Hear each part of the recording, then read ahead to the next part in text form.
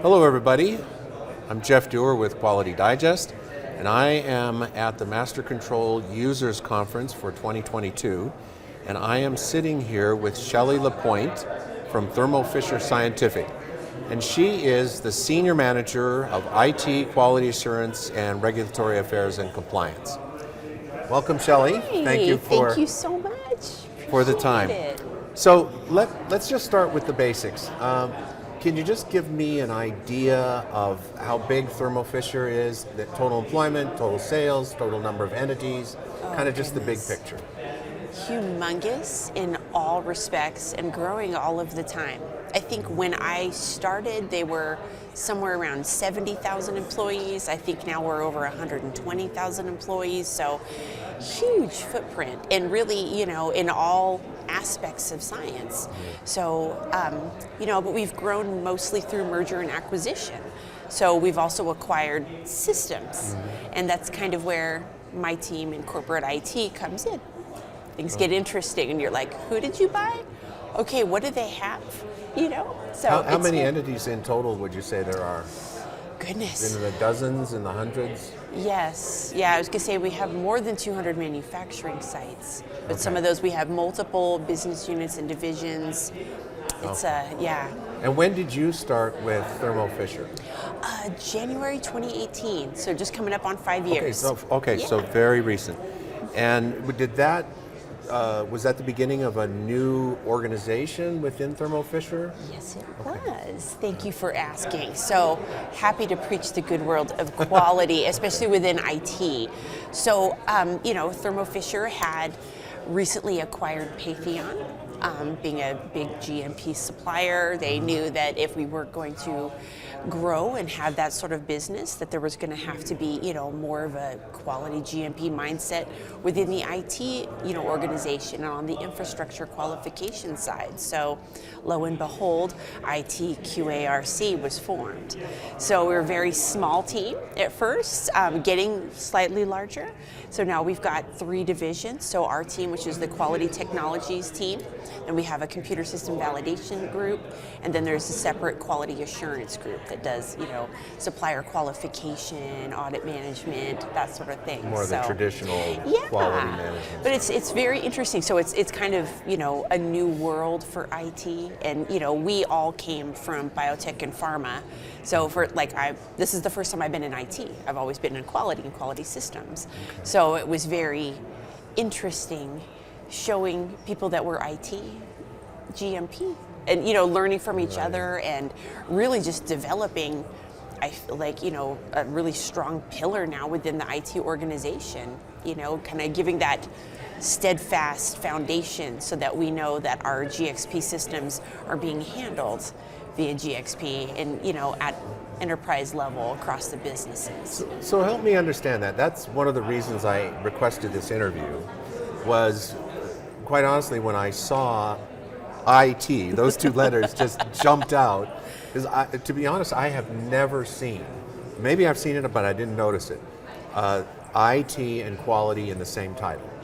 It's almost kind of an oxymoron in some ways. It shouldn't be, obviously, but it's not something you would normally see. You see regulatory compliance and quality, you see, government affairs and quality. Help me understand what the thinking was behind the IT component being combined in one position, in a leadership position, with quality. Well, each of the businesses has their own quality organization. And, with respect to just good business practices, when we acquire a company, we generally don't come in and impart, a change in governance, at that kind of operational scale. So really, each business unit was, contiguous within itself with its own quality unit, and IT really was the one that needed to kind of graduate and to have, a quality function within it. But it does make it a little interesting because it's a real challenge. I think, the nomenclature, and it's a big learning curve, and we have to have that backbone and support from corporate quality and regulatory, so that we can make sure that we're not just preaching to the choir, that we're making sure that like it's actual compliance versus just IT. And I say just, but you know what I mean. Right. Separating church and state, if you will. Okay. And to go back to something you said about, like I assume you have a CTO that's in charge of all IT. So is your position underneath that, or is it a matrix connection, or how is it related? Yeah, we are under IT with a matrix to our head of quality. So you're first and foremost part of the IT department. Correct. Okay. Yeah, and that's the first I've heard of that being done as well. Yeah. It's it's exciting, and it's definitely a whole new, I think, opportunity and mindset, especially within the IT organization. Yeah. We've had a lot of interest, people learning GXP, people would hear about validation, and they're very technical, and then all of a sudden you're working on a new system that now you have to do validation, and really like, okay, well, you've got somebody that you work with that's experienced in that. It makes it so much easier. So we can kind of leverage, folks that have been doing this for a long time, and Right. Various other, forays, and now kind of impart that same mindset into IT organization and really create some good policies. So, if you're IT and quality, is there somebody else that is over there in quality and is quality and IT? Good question. You see what I'm saying Yeah. is that if you're first and foremost IT, is there someone that, well, let me put it this way. The quality management department, separate from yours, reports up the chain of command ultimately to whom? To the CEO. And so there's a vice president of quality or a senior VP of quality, and they're part of that. So is it fair to say in a sense that there's basically a senior VP of information technology and a senior VP of quality, and out of that relationship, well, it became apparent that there had to be a relationship with someone that helped to bridge that gap, as you were saying earlier. Exactly, and just have that kind of dotted line structure so that we've got really, the backing of quality and regulatory, saying this is the compliant way of being, and then with us, really kind of making that bridge into IT, helping with education and, supporting the business graduate into, being a pharmaceutical manufacturer. Okay, and when we talk about enterprise quality management systems, would they be anchored more in the traditional quality department, or would they be anchored in your area? It depends. Okay. If it's business enterprise or corporate enterprise, because we do have some applications that exist purely within one division. And then there's some that are used across multiple divisions, and that's generally where our team gets involved. Okay. So like this conference here today for Mastercontrol is one of our enterprise-wide systems. Okay. Now, one of the things that you said this morning that a couple of my colleagues and I found very interesting was that when your team was first created in 2018, there were over 100 different quality management systems in place. Yeah. Okay. So first question, how many are there now? I would say maybe twice that, because we've grown so much since then. Okay. It's pretty much, like Sisyphus pushing a rock up a hill. Okay. We're like, okay, and that's kind of been our journey, I think, is just trying to learn what's happening before it happens and make sure that we're part of that, the thought process when we acquire a new company. Make sure that they've got systems that will merge into one of our quality platform standards, or if they have something novel that we're interested in that we don't have. And I know that was the case when we acquired Patheon. They had a validated LMS system, and we wound up using that in corporate IT. So it's been very helpful and I know with Okay, our... so you can see the benefits of what other people are doing. Oh, we need to do that. Yeah. So would this be a fair characterization of maybe a vision going forward? Is that there's, after the initial sort of getting your arms around it, was an expansion of the tools being used, but there's an expectation that there'll then be a shrinkage and a reduction of redundancies and so on going forward.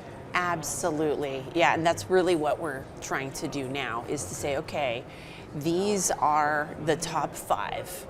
Okay. If you're going to upgrade, please select one of these. One of these and if approved, not, yeah. please tell us why not. And, Yeah. We're trying to make it so that it's, a lot easier to fall into something that's supported at the enterprise IT level.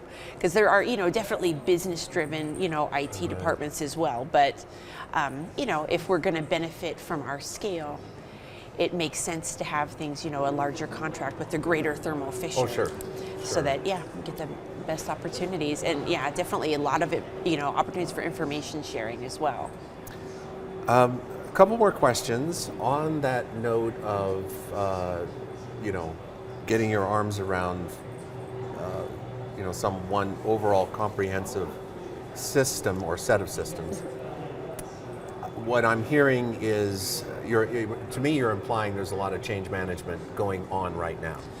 Constantly. And one of the things you said this morning obviously kind of indicated that part of your job is being an evangelist.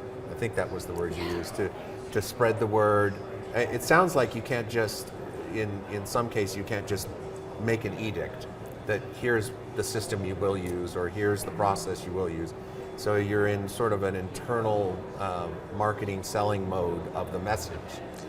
So it's not like you can say it's only these 5 systems you can pick from. Correct. You're saying, please, it must be validated.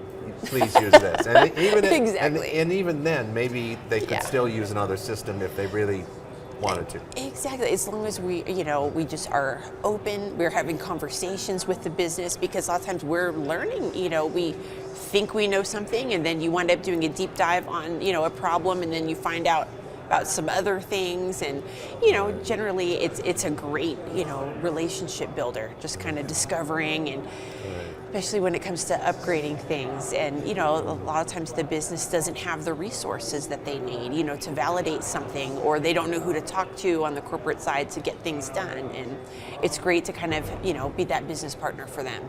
Well, and be able it sounds to, like also like you're helping to facilitate. In a way you're an internal. I'm getting the picture that you're kind of an internal consultant in some respects. Yeah, I actually consider myself to be a shepherd.